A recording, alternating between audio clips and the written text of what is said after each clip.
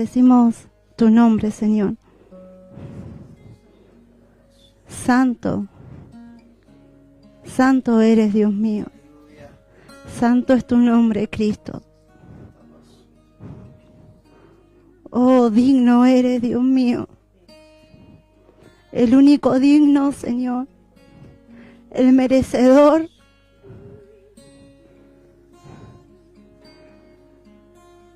Santo de recibir toda adoración, toda alabanza, Señor. Todo sacrificio, Dios mío, con olor fragante. En el nombre de Jesús, Señor. He aquí están nuestras vidas, Dios mío. Santo es tu nombre, Señor. Tú eres digno, Señor. Santo eres, Cristo. Oramos en el nombre de Jesús. En el nombre que es sobre todo. Santo Dios, Señor, oramos en tu nombre, Cristo, en el nombre de victoria, Señor. Oh Santo, en el nombre que es poderoso, oh, en el nombre que es santo, que es virtuoso, en el nombre de Jesús. Oh Santo, por eso tú eres la meta, Señor, porque no hay otro nombre. No hay otro nombre, Señor, que fue dado a algún hombre, Señor, en el cual, Padre, tenemos asegurada a través de la fe la victoria, Señor. Santo y bendito Rey, Señor, oramos en tu nombre, Cristo, para que tu santidad, Señor, la santidad, la pureza, Dios mío, de Cristo, Señor, sea derramada sobre este lugar. En el nombre de Jesús, Señor. Oh, Seyekis, Arabasaya, Kanda, Arabashua. En el nombre de Jesús, Señor. Oh, Santo, la pureza de Cristo. La unción del Santo. En pureza, Señor, sea derramada sobre nuestras cabezas, Dios mío, en esta hora. En el nombre de Jesús, Señor. En el nombre de Jesús, para gloria de tu nombre, Señor. Porque tú eres la meta, Cristo. Tú eres la meta, Señor. Santo y bendito Rey, Señor. Derriba, Padre, todo argumento que se levante en contra de tu conocimiento, Padre, ahora en el nombre de Jesús, Señor. En el nombre de Jesús, Padre, toda altivez, todo orgullo, Señor, toda jactancia, todo preconcepto, Señor, que interfiera, que se interponga, Padre, en contra del conocimiento, Padre, de Cristo. En el nombre de Jesús, Señor, se ha caído por tierra ahora, Padre. En el nombre de Jesús. Y la pureza de Cristo, Dios mío, sea derramada ahora. En el nombre de Jesús, Señor. Oh, Santo, para gloria de tu nombre, Señor. Para gloria de tu nombre, Padre. Derriba ahora, Señor, todo muro y todo contramuro, Señor. Padre, que quiera guardar la mente, Señor, en la necesidad. En el nombre de Jesús.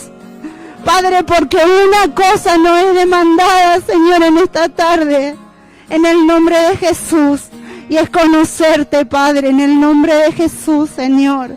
Oro, Espíritu Santo, en el nombre de Jesús.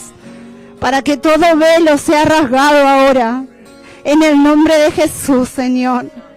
Santo y bendito Rey, Señor, para que toda palabra, Padre, establecida en la mente, en el alma, en el corazón, en el nombre de Jesús, Señor, que no condice con lo que tú estás hablando sobre tu iglesia, Padre, sea deshecha ahora, en el nombre de Jesús, Señor, todo dicho y contradicho, Padre, en el nombre de Jesús, caiga por tierra, Señor. para gloria de tu nombre, Señor. Y lo verdadero, Padre, lo genuino, lo puro, Padre, comience a levantarse en adoración al que vive para siempre. En el nombre de Jesús, Señor. En el nombre de Jesús, Padre, para gloria de tu nombre, Cristo, para honra de tu nombre, Señor. En el nombre de Jesús, Padre, en el nombre de Jesús, Señor. Oh, Santo, santifica nuestra adoración, Señor, que sea pura como tú lo eres, Cristo, en el nombre de Jesús, Señor. Oh, Santo, Santo y bendito Rey, Señor, en el nombre de Jesús, sea deshecho ahora, en el nombre de Jesús, aún toda actitud en nuestro espíritu, Señor, en el nombre de Jesús, que vaya en contra de lo que tú hablas, incluso de lo que vas a hablar, Señor, en esta noche, en el nombre de Jesús, Padre. Y si hay algo que se rinde en nosotros, Señor, es a ti, en el nombre de Jesús, Padre, en el nombre de Jesús, Santo y bendito Rey, Padre, en el nombre de Jesús, Cristo, para gloria y honra de tu nombre, Señor. Oh, Padre, abre los ojos en esta noche, Señor, para contemplar, Señor, tu gloria, en el nombre de Jesús. Pero no oramos solo para poder contemplarla, Señor. Oramos, Señor, para ser participantes de tu gloria, Cristo. En el nombre de Jesús, Señor. Todo lo demás, Señor, en el nombre de Jesús, es tomado por basura, Dios mío, en esta tarde. Con tal, Cristo, con tal de que tú seas la meta. En el nombre de Jesús. Santo y bendito Rey, Señor. En el nombre de Jesús. En el nombre de Jesús, Dios mío. Santo eres, Cristo. Santo es tu nombre, Señor. Santo es tu nombre, oro, Espíritu Santo, en el nombre de Jesús, Señor, para que derrame, Dios mío, espíritu de entendimiento, Señor, en esta noche, en el nombre de Jesús, en el nombre de Jesús, no humano, Señor, no carnal, Padre, en el nombre de Jesús, un entendimiento que revela a Cristo, en el nombre de Jesús, un entendimiento, Señor, que conoce tu obrar, un entendimiento que escucha lo que se habla en el cielo, en el nombre de Jesús, Señor, y todo otro entendimiento, y toda otra sabiduría, Padre, todo otro conocimiento, es desechado ahora en el nombre de Jesús, Señor, para que se levante, Padre, tu iglesia, en el nombre de Jesús, Señor, como entendidos, Dios mío, como entendidos, Señor, en el nombre de Jesús, Señor, en el nombre de Jesús, Padre. Santo es tu nombre, Jesús. Santo es tu nombre, Señor. Santo es tu nombre, Señor. Santo es tu nombre, Señor. Oh, Santo. En el nombre de Jesús, Señor. En el nombre de Jesús. Aleluya, Cristo.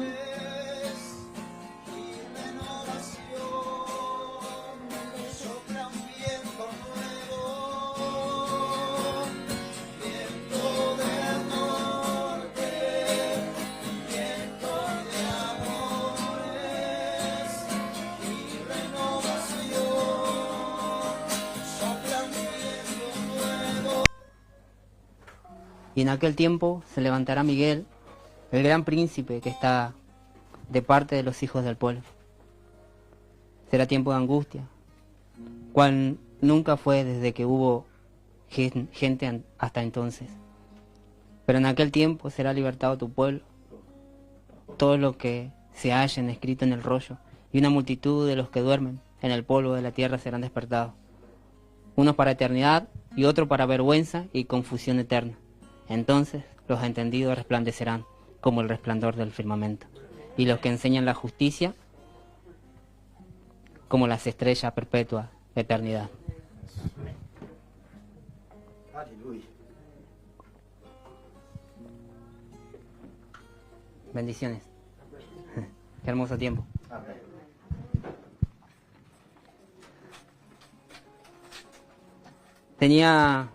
Le decía al pastor hoy, tenía muchas cosas en mi cabeza que vengo leyendo un montón. Y quería poder ordenar cada pensamiento que me traía el Espíritu Santo, cada palabra que el Espíritu Santo me hablaba y ardía en mi corazón. Y había algo que constantemente, cada vez que me preguntaba qué es lo que iba a compartir, veía el tabernáculo de Moisés y ardía mi corazón, solamente imaginarlo. Así que entendí que era por ahí. Pero necesitaba alinear muchas cosas y también poder transmitirle lo que el Señor me transmitía y me enseñaba. Oro para que las palabras que hable sean las que el Espíritu Santo me direccione.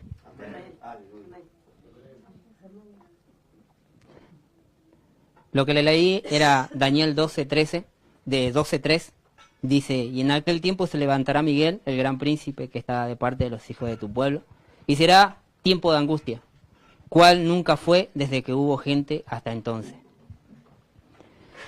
Pero en aquel tiempo será librado tu pueblo, todos los que se hayan escrito en el rollo, y una multitud de los que duermen, dice, en el polvo de la tierra serán despertados, unos para vida eterna y otros para vergüenza. Entonces,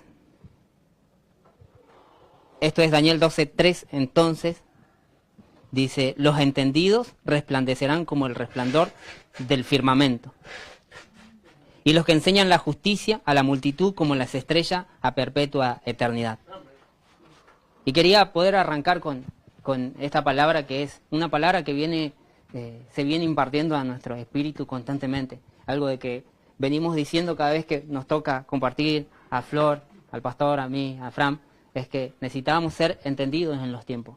El ángel le dice, entonces los entendidos resplandecerán, ¿no? Iluminarán, tendrán autoridad,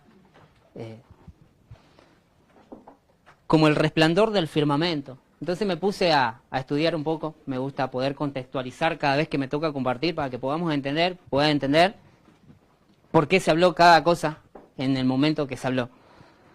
Entonces dice, como el resplandor del firmamento, ¿no? Los judíos entendían de que había una separación de las aguas de abajo con las aguas de arriba. Y que había algo que separaba de las aguas de abajo y de las aguas de arriba. Donde al separar, o sea, ellos entendían que el firmamento estaba en el cielo, de que el resplandor era Dios mismo, pero nosotros no lo podemos ver porque ellos entendían, por eso hay una separación. Nosotros solamente vemos el resplandor de las estrellas, del sol, de la luna. Pero hay algo que separa y que no nos permite. Pero dice, los entendidos resplandecerán como este resplandor. O sea, el mundo, le decía, el espíritu del mundo, nosotros tenemos algo contrario al espíritu del mundo. Es algo diferente, hablaba hace un momento y les ministraba. Pero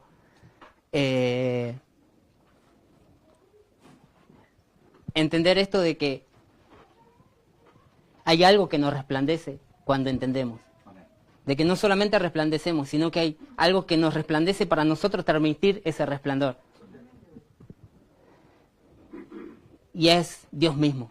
Amén. Por eso entendían los judíos que había algo que separaba y que no se podía ver. Pero cuando nosotros entendemos los tiempos, entendemos la voluntad de Dios, entendemos la voz de Dios, entendemos lo que Dios está diciendo para la iglesia, lo que Dios está diciendo para mi vida, lo que Dios está diciendo para mi familia, vas a resplandecer. Aleluya. Y vas a resplandecer como Dios está resplandeciendo. Amén. Entonces, entendemos hasta ahí esto. Y dice, y los que enseñan la justicia a la multitud como las estrellas a perpetua eternidad, ¿no? Y los que enseñan la justicia. ¿Quiénes son los que enseñan la justicia? Eso. Levantó la mano rápido. Los que enseñan la justicia como las estrellas. Entonces entendía de que valga la ¿cómo es? Redundancia. En los podcasts también me trago. Es necesario entender qué temporada estamos viviendo, qué tiempo estamos viviendo. Es necesario entender por qué me pasa cada cosa que me pasa. Es necesario entender lo espiritual y lo natural. Es necesario entender de por qué es lo que está pasando sobre mi casa. Por eso constantemente se lo remarcamos y se lo remarcamos y se lo remarcamos de que seamos entendidos. Juan 1:14.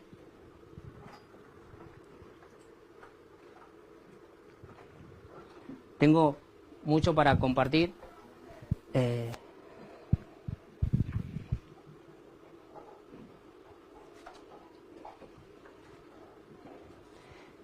Juan 1:14 dice, en un principio era el Logos, ¿no? Tengo la traducción textual. Dice, en un principio era el Logos. Otra versión dice, en un principio era la palabra, y otra traducción dice, en un principio era el verbo. Pero me gustó esta porque lo toma del griego original del cual escribe Juan. Dice, en un principio era el Logos. Y el Logos estaba ante Dios. Y Dios era el Logo.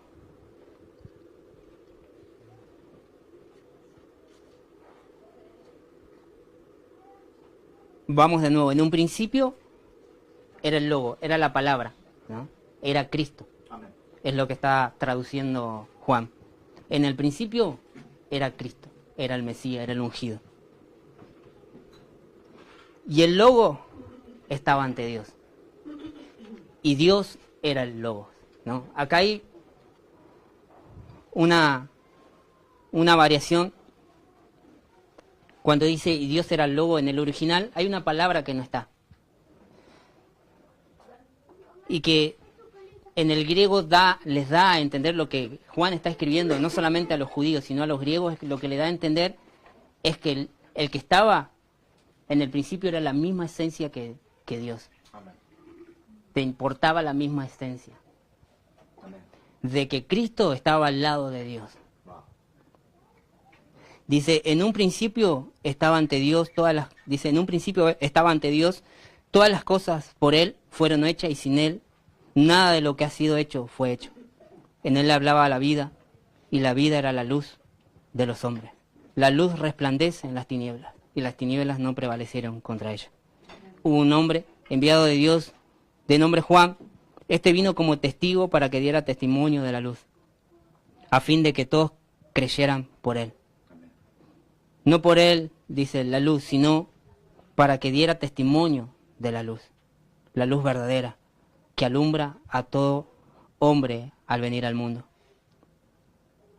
Estaba en el mundo, dice, y el mundo fue hecho por Él, pero el mundo no lo conoció.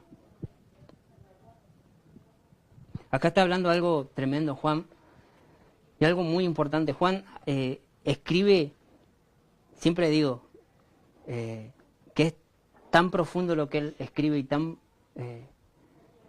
fuerte lo que él está escribiendo, porque no es como no arranca como otro evangelio, no arranca como Lucas, como Mateo, como Marcos, sino que él arranca y dice, en el principio estaba la palabra, y la palabra estaba con Dios, y la palabra era Dios, y ya ahí es como que parte tu corazón, es como una flecha que da en tu corazón, porque te hace ver el Génesis, ¿no? Y en el principio Dios creó los cielos y la tierra. Entonces te da otra perspectiva y te da otro entendimiento Juan al escribir. Vuelvo a repetir para que podamos ir entendiendo hacia dónde voy. Dice, en un principio estaba ante Dios. Dice, todas las cosas por Él fueron hechas.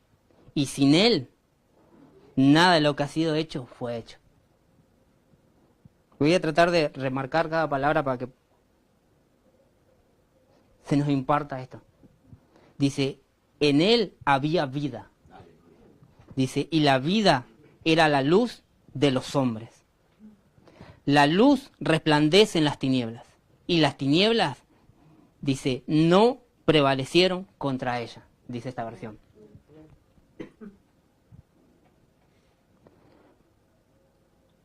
Hubo un hombre enviado de Dios, de nombre Juan. Este vino como testigo para que diera testimonio de la luz, a fin de que todos creyeran por él. No era la luz, sino para que diera testimonio de la luz. Dice, la luz verdadera que alumbra a todo hombre al venir al mundo. Esto es tremendo. Dice, la luz verdadera que alumbra a todo hombre al venir al mundo. Esto habla de que hay un inicio, que ya cuando naciste ya la luz te alumbró. Dice, estaba en el mundo y el mundo fue hecho por él, pero el mundo no lo conoció. A los suyos vino y los suyos no lo recibieron. Pero a todos los que lo recibieron, a los que creen en su nombre, le dio potestad de ser hijos de Dios, los cuales no nacieron de sangre, ni de voluntad de carne, ni de voluntad de varón, sino de Dios. Hoy te animo y te digo que no naciste con voluntad de carne, de sangre, sino que hay voluntad de Dios sobre tu vida. Y el Logos se hizo carne y tabernaculizó entre nosotros y contemplamos su gloria. Gloria como el unigénito del Padre, lleno de gracia y lleno de verdad. Y me quedo un momentito con este versículo. Dice, y el Logos se hizo carne. Y la palabra que había desde el principio nació. Se hizo carne y habitó, dice, entre nosotros. Se tabernaculizó, dice. Me gusta mucho esta versión. Dice, se tabernaculizó. Y contemplamos su gloria.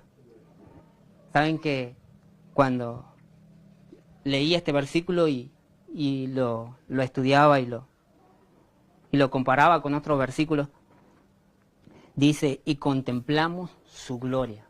Ustedes saben que en el tabernáculo de Moisés no se podía, no te podías mandar a la ligera y entrar, porque la gloria de Dios se manifestaba. Y si no estabas conforme a lo que Dios estaba diciendo, eras consumido. No la contabas. Entonces mire lo que está diciendo Juan. Él está hablando a judíos, a personas que conocen acerca del tabernáculo, de cómo se entraba al tabernáculo, de qué los rituales que se hacían antes de entrar al tabernáculo. Dice, y el Logos se hizo carne y se tabernaculizó, ¿no? Hizo templo entre medio de nosotros. Y contemplamos su gloria. Gloria como el unigénito del Padre. Él está hablando y está diciendo que tuvieron privilegio, porque en el antiguo pacto no se podía contemplar la gloria de Dios. Entonces él dice, y contemplamos su gloria. O sea, está diciendo que un tiempo pasó y un tiempo nuevo comenzó. Él está escribiendo de que un tiempo se terminó, de que antes, como queríamos ver a Dios y no lo podíamos hacer, solamente los levitas podían hacer y solamente el sumo sacerdote podía entrar, ya terminó.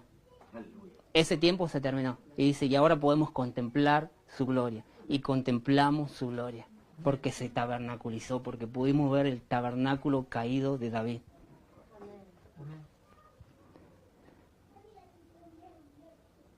Y ahora que quería, entrando en este tema del tabernáculo, entrando ya con este entendimiento de que un tiempo se había terminado y un tiempo comenzado, de que ellos tuvieron el privilegio de poder contemplar la gloria de Dios a través del Mesías, a través del unigénito del Padre. Quiero poder señalar 3 tabernáculos. Primeramente el tabernáculo de Moisés, el tabernáculo de David y el tabernáculo de Salomón. Tabernáculo de Moisés, construido por dirección de Dios y sin contaminación. El tabernáculo de Moisés tuvo dirección exclusiva, donde Dios habló cara a cara con Moisés y les dio todo como debía ser y cómo debía construirlo y quién lo iba a construir. Tabernáculo de David, construido por revelación y proféticamente.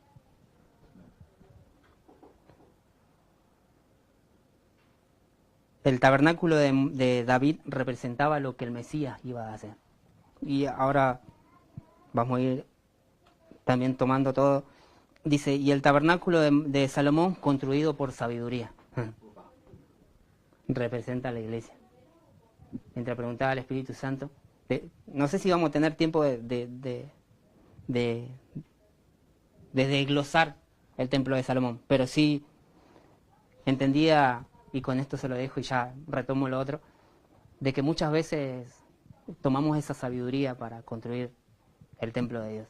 Ustedes saben que el templo de Salomón traía un plano por el cual también Dios habló con David, su padre, y se lo pasó a su hijo y le dice, así tienes que construir el tabernáculo. Pero mientras veía, digo, algo no me cerraba. Pensaba, digo, Señor, algo no me cierra de este tabernáculo. Hay algo que no me hacía ruido, como digo siempre. Y entendí de que Salomón usó muchas cosas que provenían de otros pueblos.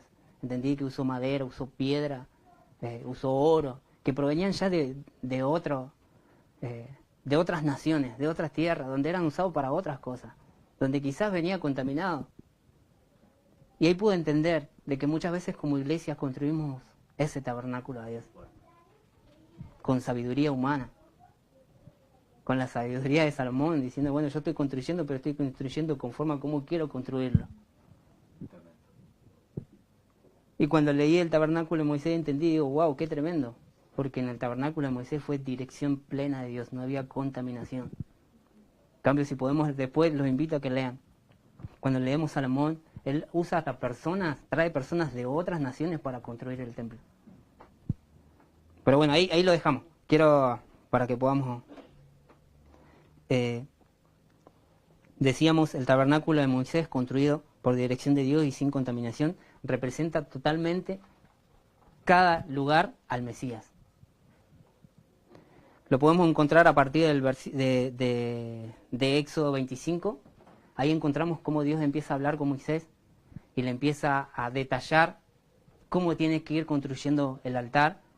Empieza a detallar los velos, qué medidas deben ser. Le empieza a detallar acerca del atrio, el altar de bronce, que es el altar de sacrificio, el lavatorio.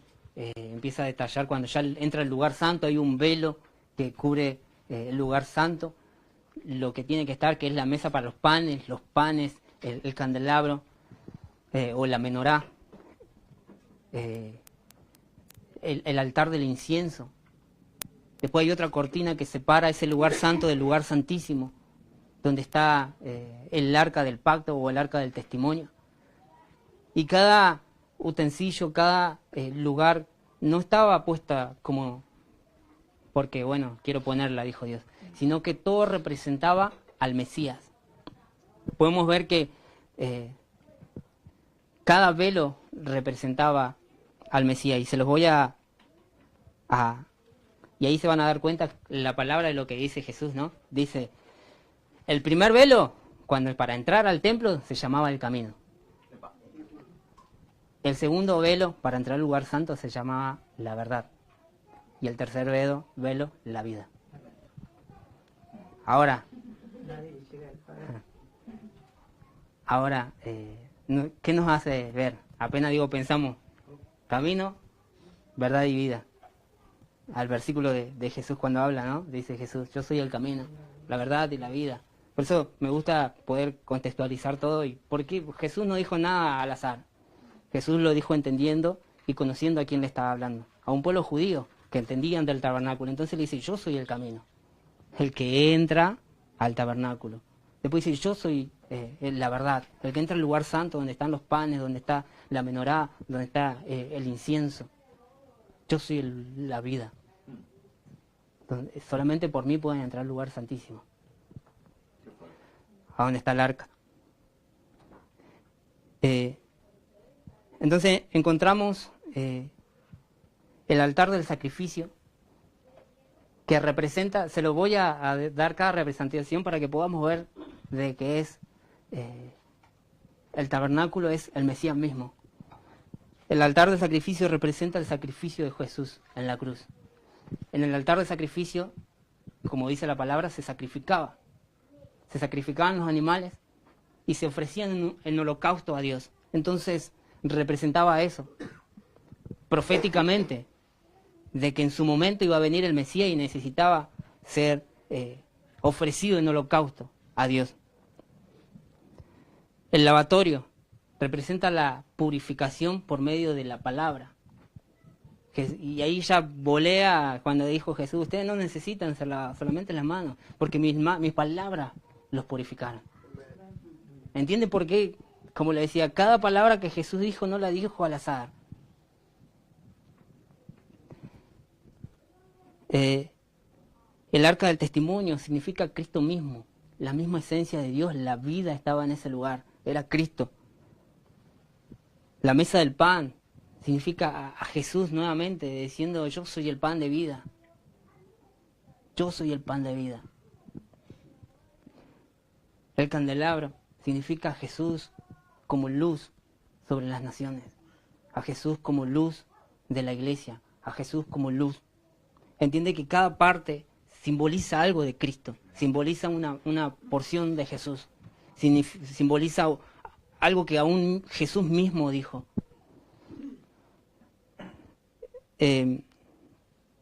Teniendo estos simbolismos, no podía dejar de hablar del sacrificio del que se hacía cada año, llamado Yom Kippur. Lo venían hablando los chicos. Ellos, lo que pasa es que Antiguo Testamento y Nuevo Pacto ha cambiado el significado, pero en el Antiguo Pacto significaba sacrificio. Dios dijo así a Moisés, en el séptimo día, en el séptimo mes, en el día 10, vas a hacer sacrificio. Y lo vamos a leer así, no me salgo del contexto. Dice, se los hablo para que vean que también simboliza al Mesías, no es que me estoy yendo para otro lado. Levítico 16 dice, y Yahweh habló con Moisés después de la muerte de los dos hijos. A Aarón, dice, que le habló a Aarón, dice, por haber ellos ofrecido fuego extraño en presencia de Dios, y por lo cual murieron. Y dijo Dios a Moisés, habla a tu hermano Aarón para que no entre al santuario en cualquier tiempo, a la parte interna que está en el propiciatorio del arca, para que no muera. Dice, pues yo me apareceré en la nube sobre el propiciatorio. Pero Aarón podrá entrar con esto en el santuario, con un novillo como ofrenda por el pecado y un carnero. Bueno, y ahí se lo voy a explicar. Dice que Moisés en el mes 7, día 10, tenía que celebrar el Yom Kippur, donde era el día de expiación. Eso significaba, día de expiación, día donde se cubría el pecado.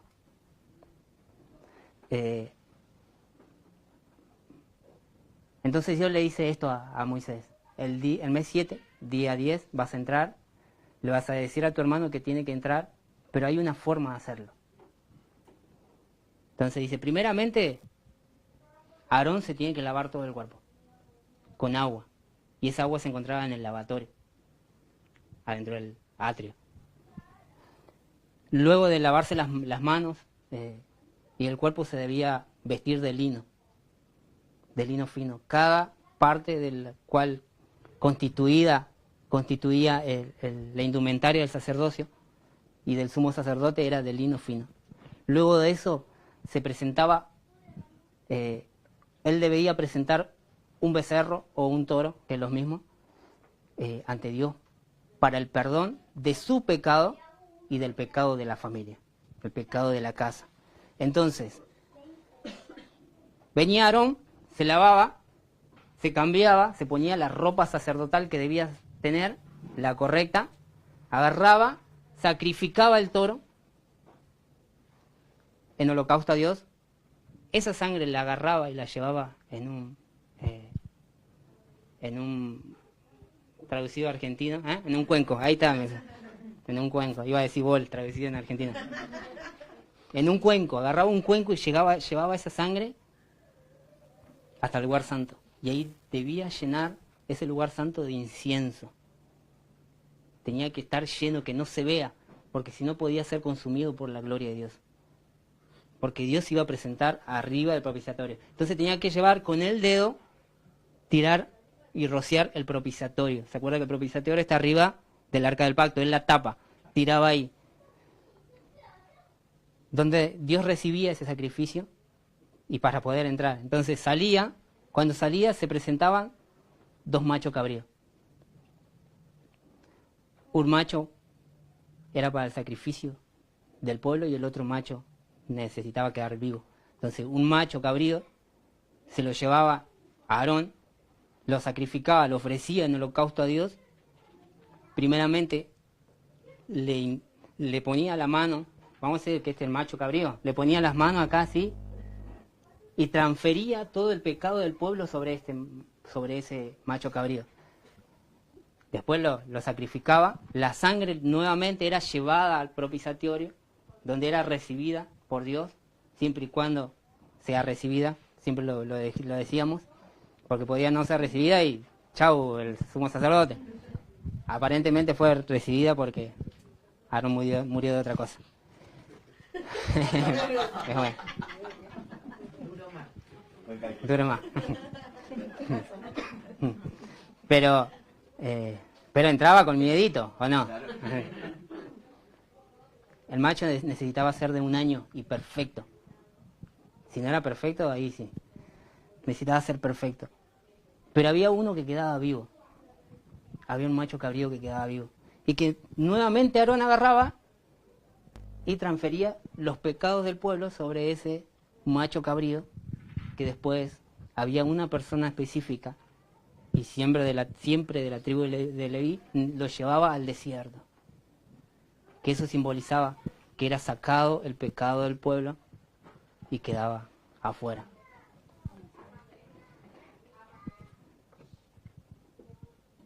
Por eso se festejaba el Yom Kippur, ¿no? Era el día donde se cubría el pecado del pueblo. ¿Entendemos hasta ahí? Está bueno, ¿no? A mí me gusta mucho y quería poder explicarle porque es algo muy, muy, muy fuerte.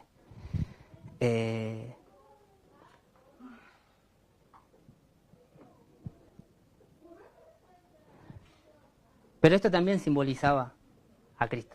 Esto también simbolizaba al Mesías. Lo voy buscando. Pero les vuelvo a repetir, esto también simbolizaba a Jesús, esta acción que el sumo sacerdote hacía. Porque Jesús también fue sacrificado.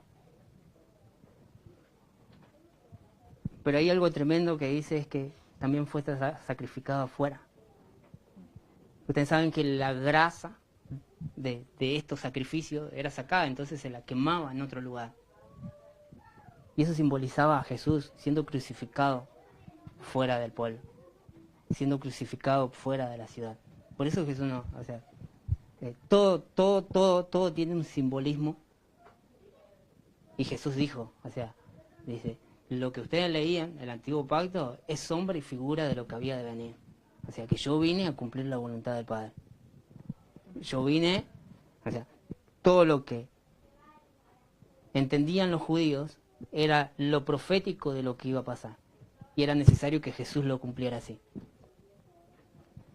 Hebreos 9 dice, lo hemos leído, pero se lo repito, dice, y no entró llevando sangre de cabritos ni de becerro, sino que entró con su propia sangre, una sola vez al santuario, dice, y logró la redención eterna.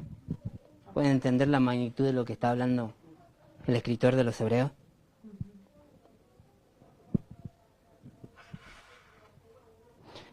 Se lo leo desde el 11, dice, pero Cristo dice que vino, llegó a ser el sumo sacerdote de todas las cosas buenas, que hizo y entró al grande y perfecto tabernáculo no hecho por manos, el cual, dice, no es de estas cosas creadas, y entró llevando sangre, dice, y no entró llevando sangre de cabritos ni de cerros, sino con su propia sangre.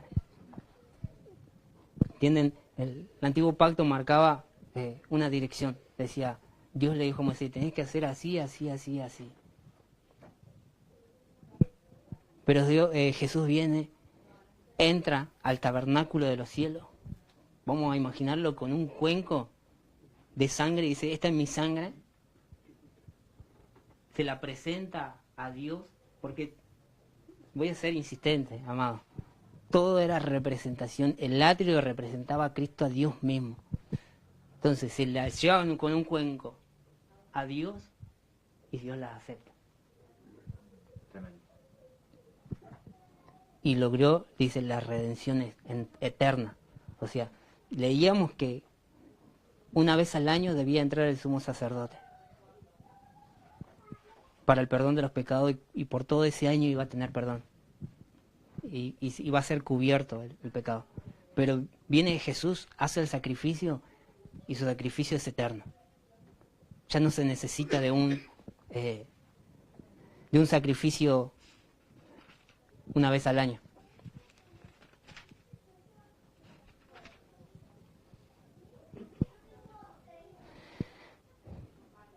Hebreos 13:10 dice, porque nosotros tenemos un altar del cual no tiene derecho a comer lo que sirven en el tabernáculo, pues la carne de los animales cuya sangre era introducida por el sumo sacerdote al santuario por causa de los pecados era quemada fuera del campamento. Por esa razón también Jesús padeció fuera de la ciudad,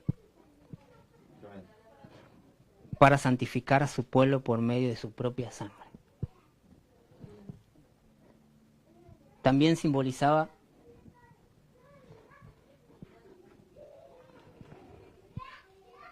que Jesús haya salido afuera, simbolizaba a Azazel. Era el cabrito que quedaba vivo, el macho cabrío que quedaba vivo, bueno, ese lo llevaban para afuera. También simbolizaba eso. Simbolizaba ese macho cabrío que cargaba con el pecado del pueblo de Israel y bueno, y moría ahí a la deriva. Pero también Jesús simbolizaba eso, cargando su pecado, el pecado del mundo.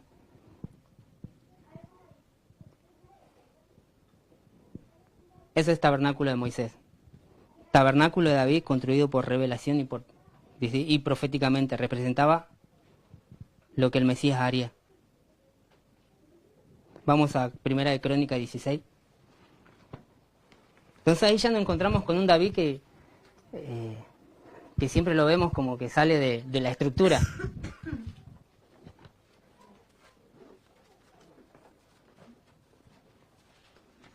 Primera de Crónicas 16. Ahí encontramos un David que ya es diferente.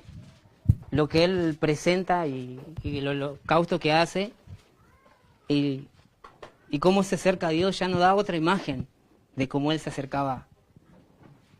Dice, trajeron pues el arca de Dios y la colocaron en su lugar, dice, en medio de la tienda que David había levantado para ella. Y ofreció David holocausto y ofrenda de paz delante del arca de Dios. Quiero poder...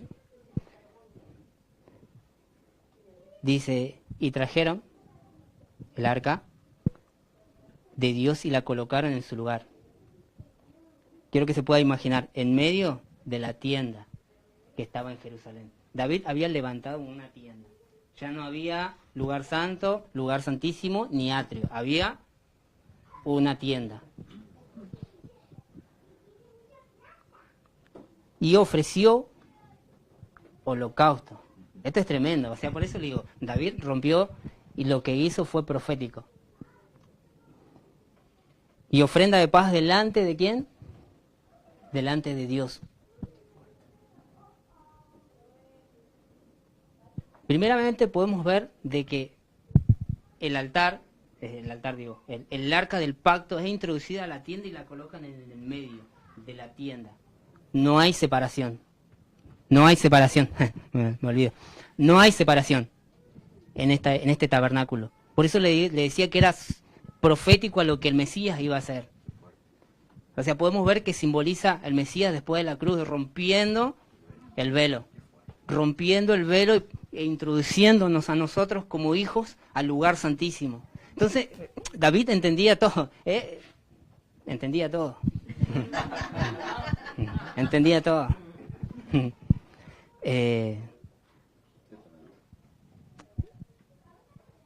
Entendía que lo que importaba era la presencia de Dios. Entendía de que no debía haber una separación. Dice, y cuando David hubo terminado de ofrecer los holocaustos, o sea, David ofreciendo holocaustos, lo que no podía hacer porque él era de Judá, solamente los levitas podían hacer. Qué desubicado.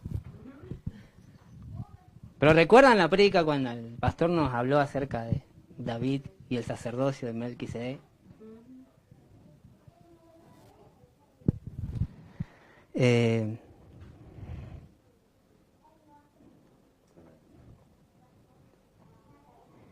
Dice, el versículo 2 dice, cuando David hubo terminado de ofrecer los holocaustos y las ofrendas de paz, bendijo al pueblo de Israel en el nombre de Dios de los ejércitos.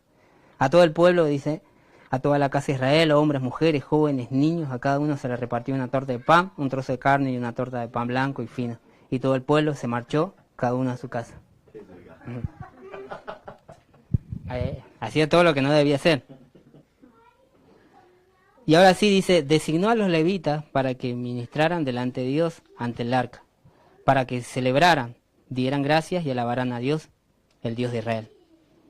Acá dice Asaf era el jefe de ellos y Zacarías dice el subalterno, también Joel, Jojael, Matatías, Eliab, Bananías, Asaf, otra vez otro Asaf, Aminabab, Asaf de nuevo, Nafsael y Asaf otra vez.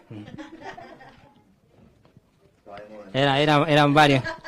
Dice, todo esto eran los sacerdotes que continuamente tocaban las trompetas delante del arca de Dios.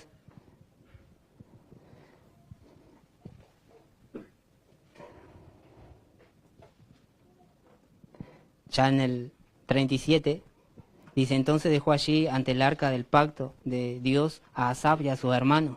O sea, ¿ustedes están entendiendo lo que está haciendo David? Lo está poniendo delante del arca. ¿Qué decíamos cuando el sumo sacerdote debía entrar al lugar santísimo donde estaba el arca? ¿Qué tenía que hacer? ¿Se acuerdan que tenían que llenar, lavarse? Había todo un ritual, llenar el lugar de incienso para que la gloria de Dios no los mate. Por su pecado, de su familia. ¿Y entienden por qué es pura revelación lo que David está haciendo?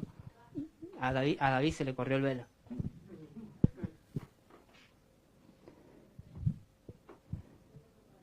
Dice a Asaf y a sus hermanos para que ministraran ante Dios continuamente, cada uno en su día. Y Obed-Edom y sus hermanos, que eran 68, dice Obed-Edom, el más joven hijo de Jotam, y a Osa, todos estos vigilaban los accesorios exteriores. El sacerdote Sadoc y sus hermanos, los sacerdotes, eran todos los sacerdotes que ministraban delante del tabernáculo de Dios, con gran alegría, en la ciudad de Gabaón. Bueno, ahí había dos tabernáculos.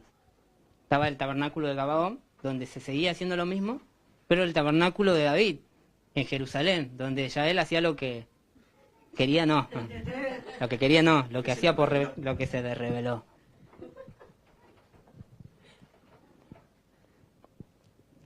Y entendía con todo esto que qué terrible, ¿no? Porque y qué fuerte lo que a David se le reveló. O sea, era una locura lo que estaba haciendo para ese tiempo. Porque todavía seguía existiendo el otro tabernáculo, el que Dios le había dado a Moisés, que estaba en Gabaón. David levanta en Jerusalén un tabernáculo y hace algo que no se podía hacer. Primeramente es poner el arca y que otros ministren delante del arca. No se podía. Segundo es repartir el pan que fue ofrecido. Solamente el sacerdote lo podía hacer, el que era levita. Después, los sacrificios, no podía sacrificar él, lo debía hacer el sumo sacerdote. Pero él sacrificaba. Por eso le decía, es representación de lo que el Mesías iba a hacer. De que iba a rasgar el velo. De que hoy tenemos acceso. Acérquense confiadamente al trono de la gracia. Porque un velo se rasgó. Y hoy ya no hay lugar santo, ni lugar santísimo, ni atrio. No hay un tabernáculo hecho por manos de hombre, sino que está el tabernáculo celestial en el cual nosotros podemos entrar también con Él. ¿Ustedes se acuerdan que dice la Escritura, no? Estamos juntamente sentados con Él. Estamos compartiendo con Él. ¿Pueden entender la magnitud de lo que eso significa? De que estamos unidos con Él, de que un mismo espíritu somos con Él.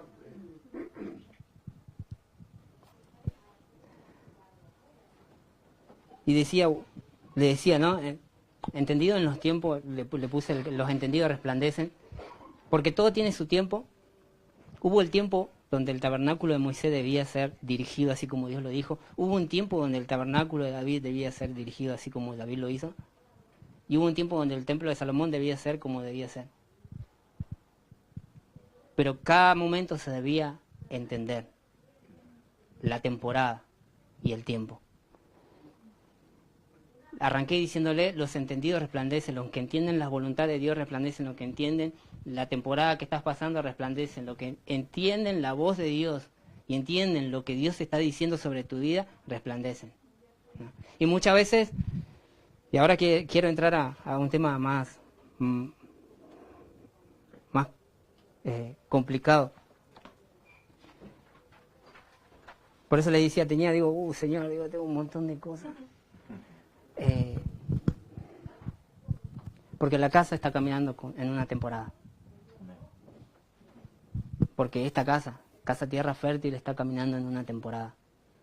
Y si no la entendemos, nos vamos a perder de lo que está pasando.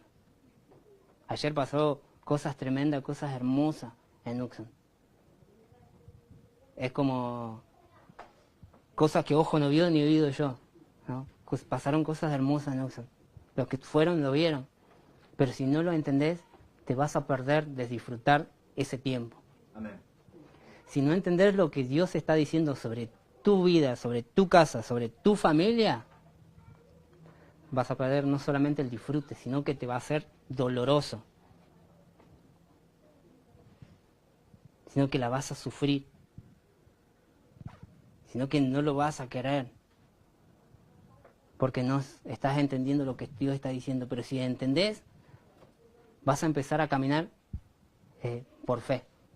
Porque agarrás esa palabra, la abrazás y empezás a caminar como Abraham, por fe. Y así remarco ahora, poniendo esto de costado, entendiendo esto, cada cosa en su tiempo, cada cosa en su momento. Abraham fue un hombre que caminó por temporada. Pero cada temporada tuvo la voz de Dios. Así como acá, cada temporada en Moisés tuvo la voz de Dios, en Abraham cada temporada tuvo la voz de Dios. Y en tu vida, cada temporada tiene la voz de Dios. Amén. Pero te vuelvo a repetir, si no las estás entendiendo, o quizás muchas veces viste que no la queremos entender, yo no quiero que Dios me hable esto. La padeces, o sea, porque no lo querés. Habla Dios a Abraham y le dice, sal, primera palabra, sal de tu tierra y de tu parentela y ve a la tierra donde yo te voy a mostrar. Abraham entra en una temporada. Podemos ver ahí, Abraham entrando a un nuevo tiempo, donde es direccionado solamente por Dios.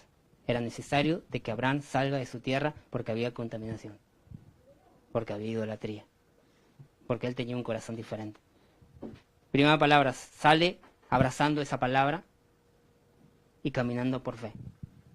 Luego, ¿qué le dice Dios? Te haré padre de multitudes. Agarra, Abraham abraza esa palabra y la toma. En un momento se equivocan,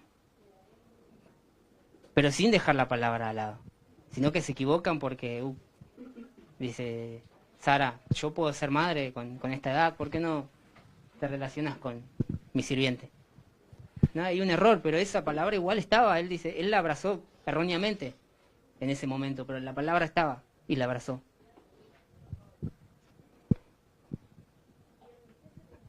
Luego dice, vuelve Abraham diciendo, Señor, yo realmente quiero ser padre, ¿no? Se lo estoy traduciendo. Y Dios le vuelve a hablar y le vuelve a decir, te haré padre, mira las estrellas del cielo, así serán tu descendencia, mira, cuenta a ver si puedes contar las arenas, las piedritas de la arena, a ver si puedes. No puedes, así será tu descendencia. Y Abraham vuelve a abrazar esa promesa. Entonces podemos ver que cada temporada tuvo su palabra. Y amados, quiero decirte que cada temporada de tu vida va a haber una palabra de Dios. Si no hay una palabra de Dios es porque todavía no cambiaste de temporada. Wow. Si no hay una palabra de Dios es porque todavía no llegaste o no cumpliste lo que debías hacer. Y le voy a leer algo que le comentaba el otro día al pastor, para que podamos ver cómo a veces tomamos esa palabra. Está en Segunda de Reyes 5, versículo 8, dice, pero cuando el profeta de Dios, Eliseo, se enteró de que el rey había rasgado su ropa, mandó a preguntarle al rey, ¿por qué rasgaste tu ropa? Esta es la historia de Naamán, donde Naamán tiene lepra, y entonces él dice, bueno, mándame hasta el rey de Israel, que hay un profeta ahí que puede sanarme. Entonces le hizo una carta, el rey lee la carta, ¿acaso soy Dios para sanarte? Entonces se rasga la vestidura y llega hasta este versículo, dice, pero cuando el profeta de Dios Eliseo se enteró de que el rey había rasgado su vestidura, le dice, ¿por qué has rasgado tu ropa? Dice, que venga ante mí y sabrá que hay profeta en Israel. Y Naamán fue con sus caballos y sus carros y se detuvieron a la puerta de la casa. Entonces Eliseo mandó a decirle por medio de un mensajero, ve a lavarte 7 veces al Jordán y tu carne, dice, te será restaurada y quedará limpio. Hay una palabra. Pero Naamán, dice, se disgustó y se fue diciendo, yo pensé, sin duda, que saldría a mí, se pondría de pie e invocará el nombre de su Dios, luego pondría sus manos sobre la parte leprosa y quedaría sana. Primeramente, le decía que hay una palabra. Ve a lavarte 7 veces. Y tu carne te será restaurada y quedarás limpio. Dice, pero Naamán se disgustó y se fue diciendo, yo pensé.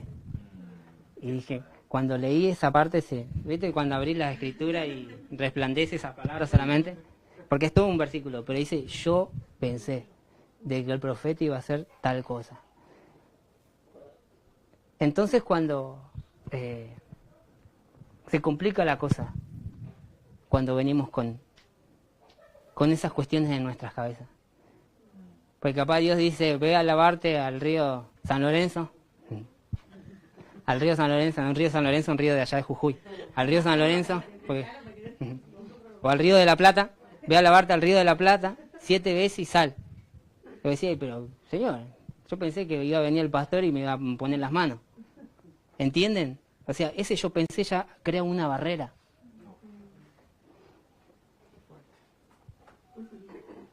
Y nos hace ver de que hay estructuras en nuestra mente. De que venimos con barreras, con estructuras en nuestra cabeza. De que venimos, bueno, Dios va a hacer de esta manera porque quiero que sea de esta manera. Él ya fue con una mentalidad, pensando de que el profeta iba a poner sus manos y él iba a sanar.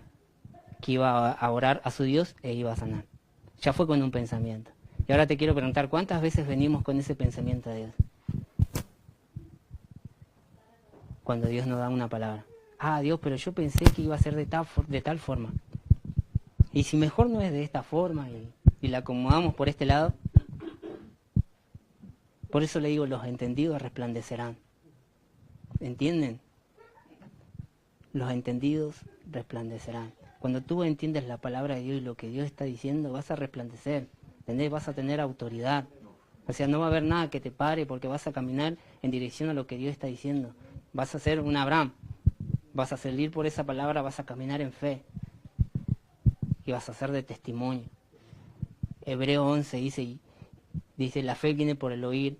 A ver, me estoy confundiendo. La fe, lo voy a leer, porque si no, yo no, soy malísimo con la memoria. Soy malísimo con la memoria. Lo sé, pero no lo sé. Pero sé dónde está. Pero sé dónde está. Porque mi versión es diferente.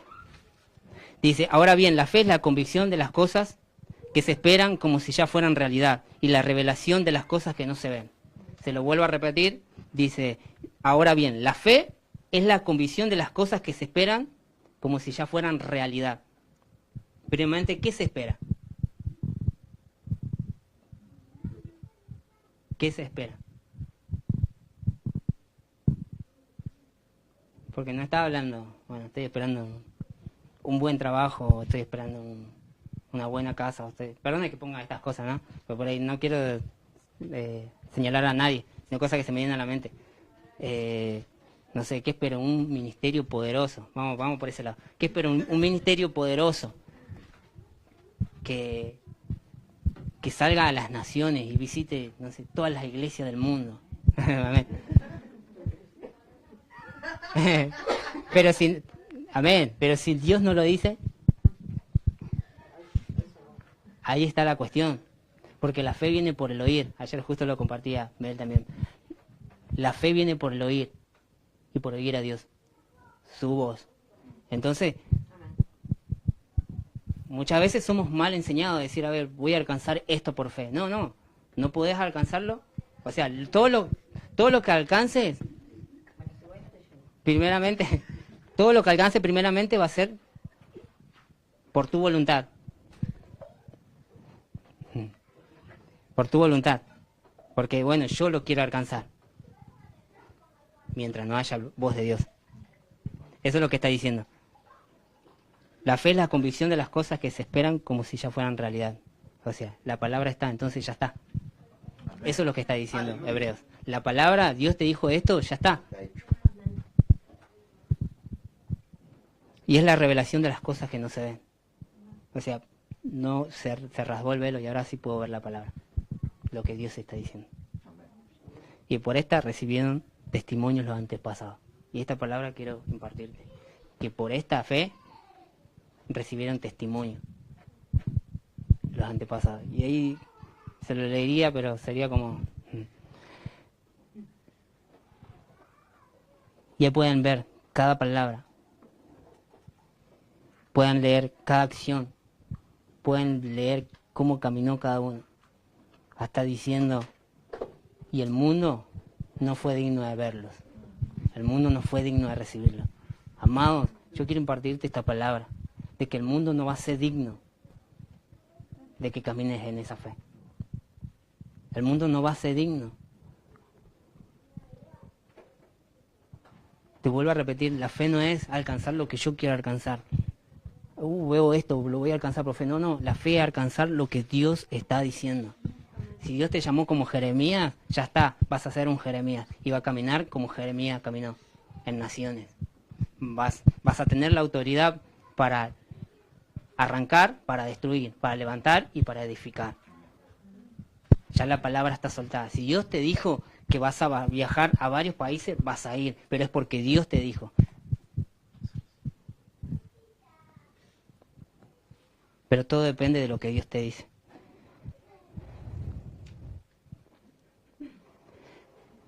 Te leo el primero nomás porque necesito hacerlo. Porque bien.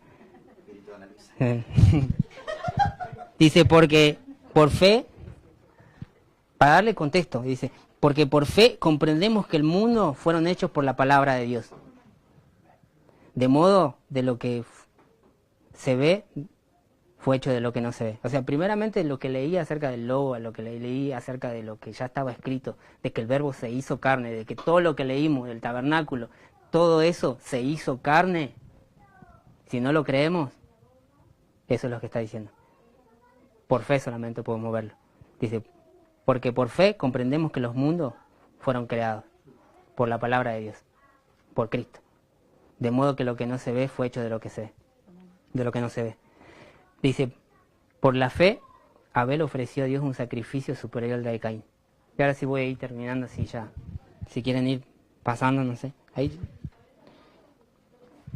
En el versículo 4 dice, por fe Abel ofreció a Dios un sacrificio superior al de Caín, por lo cual hubo testimonio de que él era justo. Y Dios testificó respecto a su ofrenda, y por esto, aunque está muerto, él habla.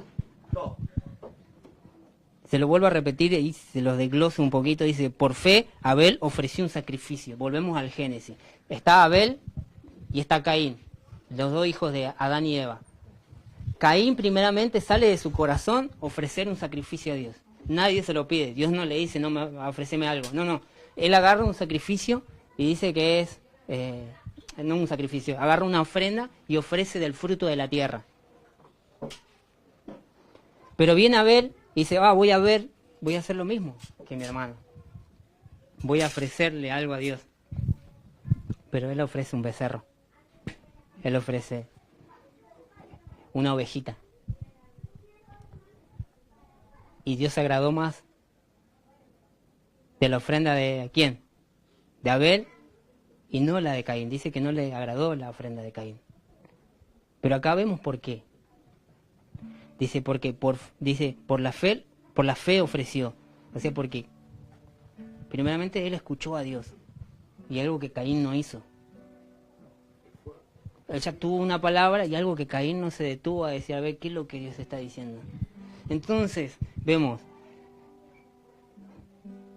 en el Génesis, Caín ofreciendo, las escrituras dicen así, que Caín ofrece del fruto de la tierra. Versículos anteriores, caída de Adán y Eva, Jesús le dice a Adán,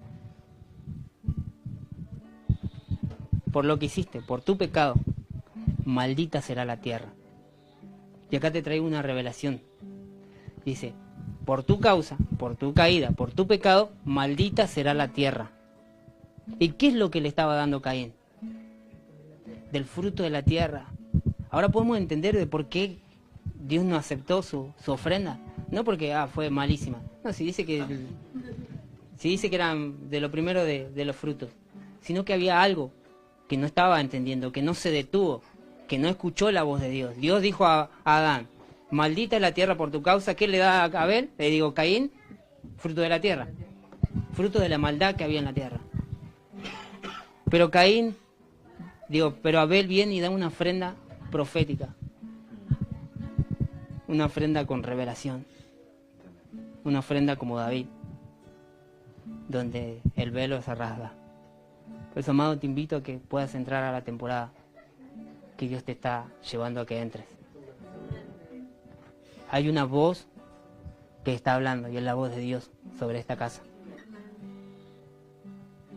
Aleluya. Y la voz está diciendo, la lluvia viene.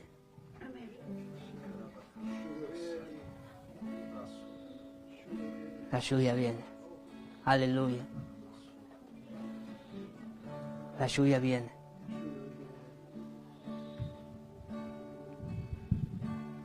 Aleluya. Aleluya. La lluvia viene.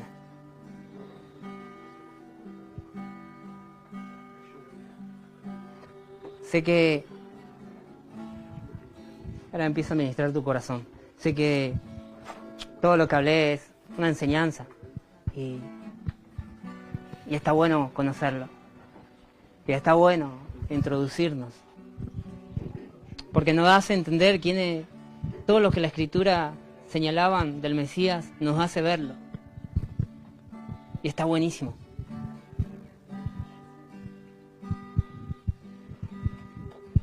Pero lo más importante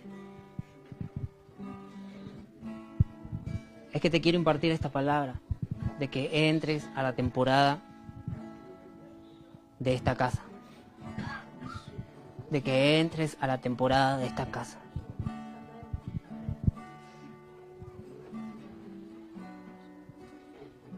de que dejes todo tu pensamiento de cómo debía ser. Pero yo vengo con esto. No. Pero yo pienso esto.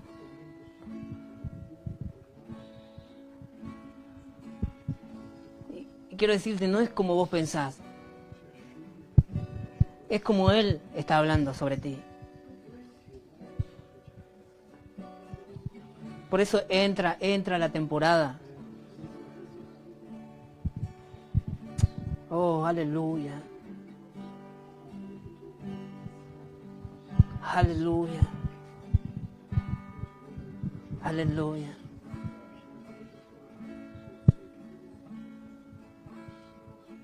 Entra la temporada.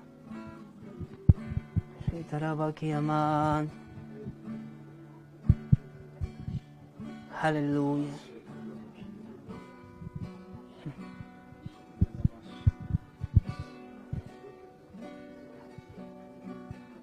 Aleluya.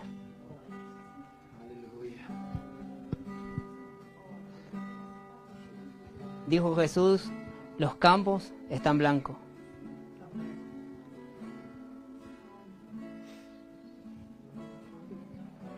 Aleluya.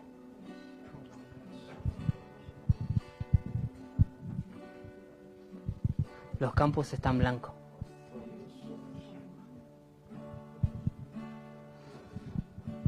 Aleluya. El fruto ya está listo para cosechar. Pero quiero compartirte esta palabra. Es que vas a cosechar lo que no sembraste.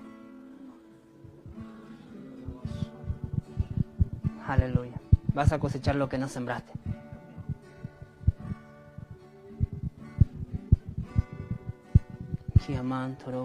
Vas a cosechar lo que no sembraste.